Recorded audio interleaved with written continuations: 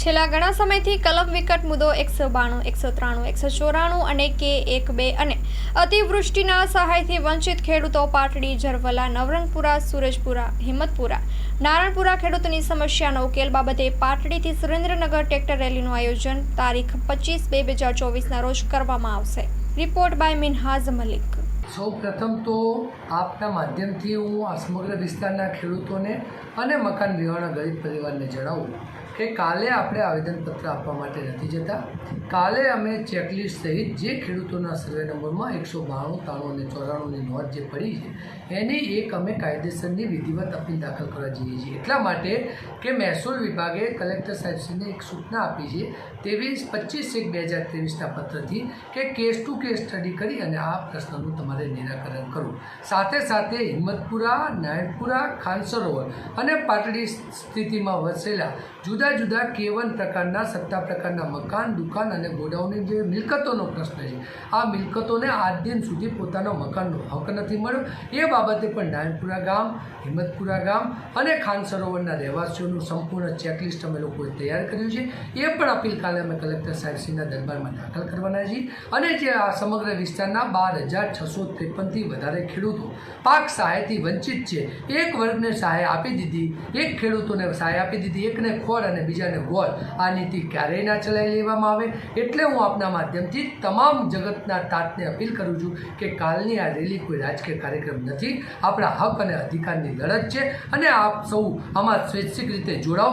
જેટલા લોકો સ્વયંભૂ રીતે જોડાશે એ બધાનું ખેડૂત હિતરક્ષક સમિતિના સંયોજક તરીકે હું સ્વાગત કરું છું. અને હું વિનંતી કરું છું બે પાર્ટીના, રાજકીય પાર્ટીઓના બંને આગેવાનો કે તમે આ આંદોલનને રાજકીય પરિપ્રેક્ષમાં ન જોશો. આ આંદોલન અમારા હક અને અધિકારની લડાઈ છે. આ આંદોલન અમારા પાટડી અને આજુબાજુના 7 ગામના અસ્તિત્વનો પ્રશ્ન છે.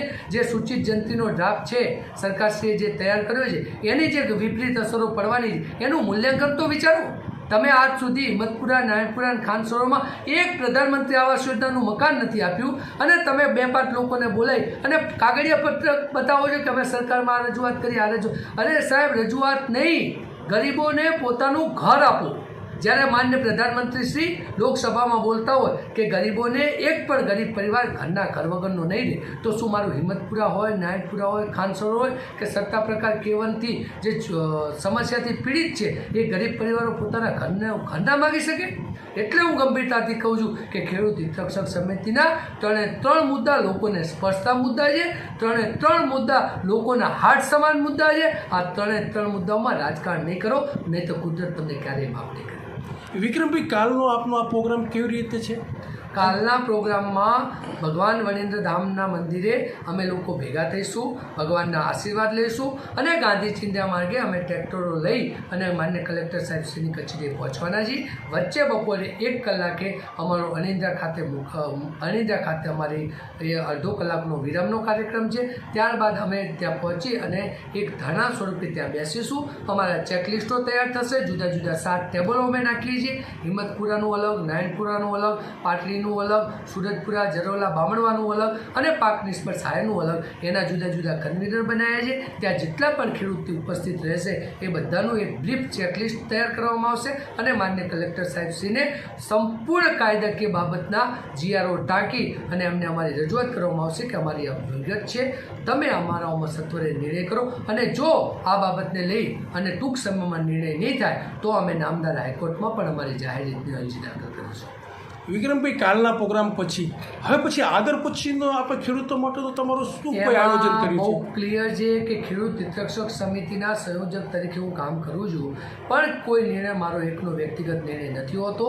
અમારા 50થી વધારે આગેવાનો આ હિતરક્ષક સમિતિમાં નોંધાયેલા છે, જે લોકો દરેક મિટિંગમાં ઉપસ્થિત રહે છે. અને અમારા ખેડૂત હિતરક્ષક સમિતિના સોશિયલ પ્લેટફોર્મ ઉપર 2 ગ્રુપ છે.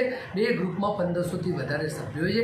એટલે અમારી ખેડૂત હિતરક્ષક સમિતિની મિટિંગ મળશે અને એ મિટિંગમાં સર્વાનુમતે જે મુદ્દો રજૂ થશે એ પ્રમાણે આગળની લડત કરવામાં આવશે. અત્યારે જે 4 મુદ્દાને લઈ મેં આપને માહિતી આપી છે, એ મુદ્દામાં પણ APMCમાં જે મિટિંગ યોજવામાં આવી હતી એમાં સર્વાનુમતે 51 આગેવાનોની સહીથી આ ઠરાવો નક્કી કર્યા છે અને ઠરાવ મુજબ જ કાર્યવાહી થાય છે. અમારી હિતરક્ષક સમિતિનો બહુ ક્લિયર વાત છે કે એક પણ મુદ્દો અમે અમારી મિટિંગમાં સર્વાનુમતે પાસ કર્યા વગર અમે ઉપસ્થિત કરતા નથી. Okay sir, thank you. Hello Bhuj, તો કેમ છો તમે? આજે હું તમને એવા શોરૂમની વિઝિટ કરાવું છું જે છેલ્લા 10 વર્ષથી કચ્છની જનતાના પ્રેમ અને વિશ્વાસથી મહેકતું લુગડા બજાર ફેમિલી શોરૂમ.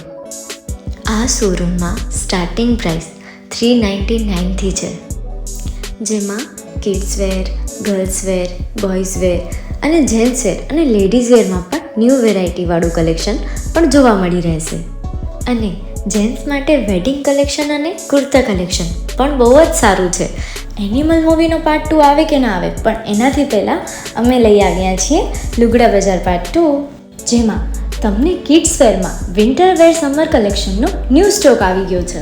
લેડીઝ વેરમાં પણ ન્યૂ ડિઝાઇનમાં kurti, top and coat set best price थी स्टार्ट थाय छे. तो जेंट्स वेर में भी मिल जाएगा boss. Leather, jacket, brand pants and check shirts, formal shirts, track pants पर बेस्ट थी बेस्ट प्राइस साथे.